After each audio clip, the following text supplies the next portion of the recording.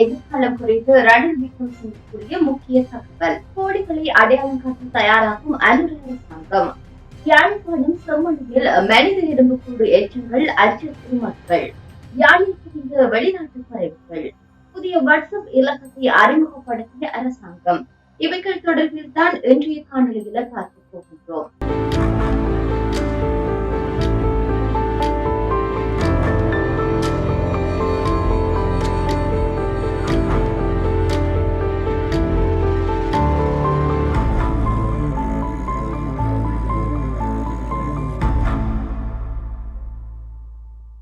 முன்னாள் ஜனாதிபதி கோட்டபய ராஜபக்சவினுடைய வீழ்ச்சிக்கு சுமார் ஒரு வருடம் முன்பு அப்போதைய நாடாளுமன்ற உறுப்பினர் ரணில் விக்ரமசிங்கே கூறிய அரசியல் மற்றும் பொருளாதார கணிப்புகள் பெரும்பாலானவை உண்மையாக இருக்கின்றன.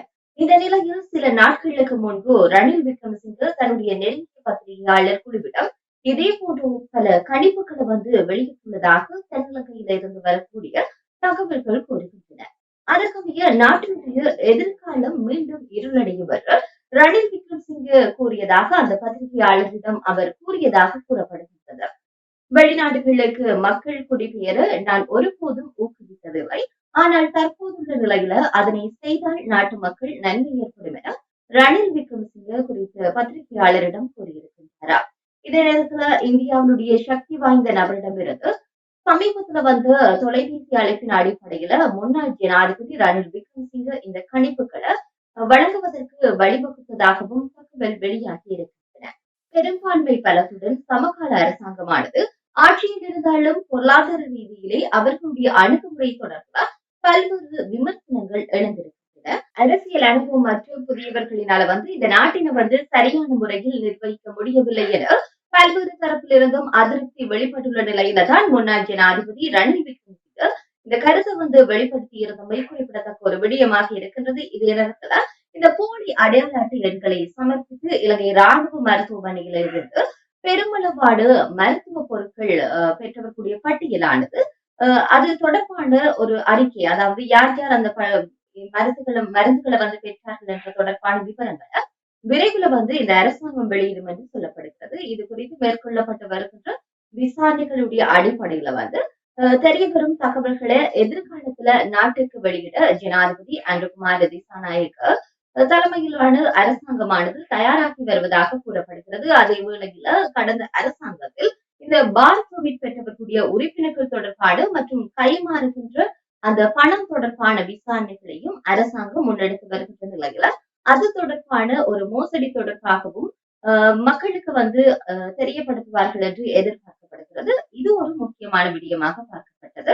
இதே நேரத்துல இந்த யாழ்ப்பாண பகுதியில செம்மணி பகுதியில அருகில மனித எலும்புக்கூட்டு எச்சங்கள் மீட்கப்பட்டுள்ளமை பிரதேசவாசிகளிடையே மீண்டும் ஒரு அச்ச நிலையை ஏற்படுத்தி இருக்கின்றது.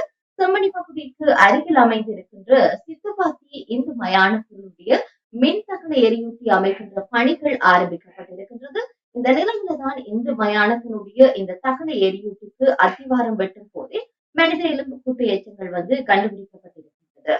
கட்டிட வேலைகளை முன்னெடுத்து ஒப்பந்தக்காரர்கள் இது தொடர்பாக நல்லூர் பிரதேச மற்றும் மயான அபிவிருத்தி சபையினருக்கும் அறிவித்திருக்கின்றார்கள். இந்த சம்பவம் தொடர்பில் போலீசாருக்கு தெரியப்படுத்தியுள்ள நிலையில கட்டிட பணிகள் தற்காலிகமாக இடைநிறுத்தப்பட்டிருக்கிறது.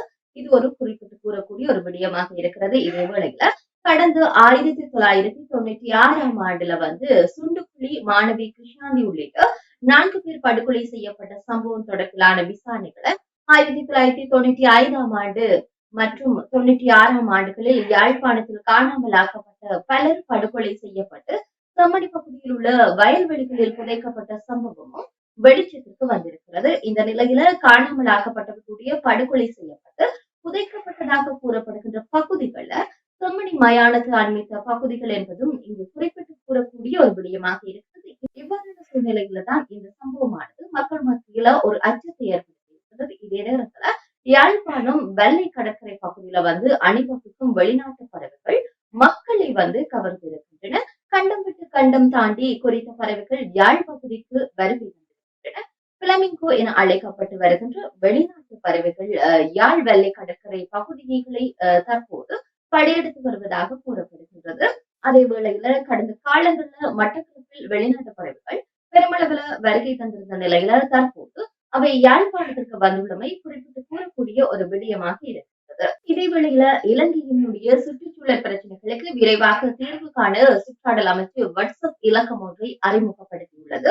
அதன் அடிப்படையில பார்க்கிற போது சுற்றுப்புறச் சூழல் பாதுகாப்பில் பொதுமக்களை ஈடுபடுத்துவதை நோக்கமாக அடிப்படையாக கொண்டுதான் இந்த சுற்றுச்சூழல் பிரச்சனைகளுக்கான அமைச்சர் மற்றும் பிரதி அமைச்சரிடம் நேரடியாக இந்த விடயத்தை கொண்டு சென்று அந்த பிரச்சனைகளுக்கு உடனடியாக தீர்வுகளை வழங்கும் நோக்கமாக கொண்டுதான் இந்த சுற்றாடல் அமைச்சானது இந்த புதிய வாட்ஸ்அப் இலக்கத்தை அறிமுகப்படுத்தி இருக்கிறது.